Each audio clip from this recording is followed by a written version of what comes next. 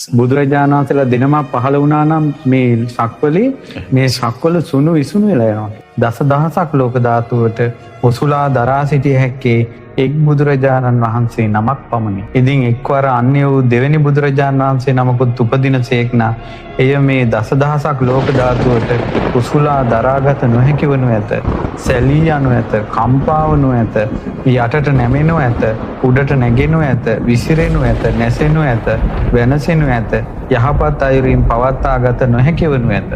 හේතුව එක බුදුරජාණන් වහන්සේ නමකගේ සිරිපා විතරයි මේ සක්වලට දරන්න පුළුවන්. බුදුවරු දෙනමක් නම් මේ පොළොවට දරා ගන්න බැහැ. ඒ වගේ තමයි කියනවා ලෝකෙට එකම එක බුදු කෙනයි කියනවා දසදහසක් ලෝක ධාතු වලට පහළ වෙන්නේ.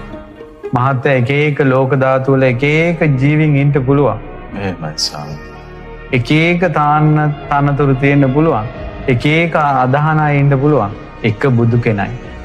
අපි සරණ ගිය ශාස්ත්‍රඥ වහන්සේගේ ශ්‍රේෂ්ඨ බව බලන්න.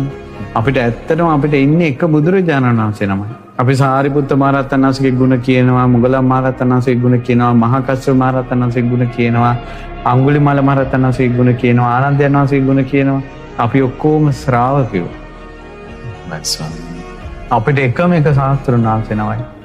ඒ තමයි තථාගත අරහත් ගෞතම සම්මා සම්බුදුරජාණන් වහන්සේ.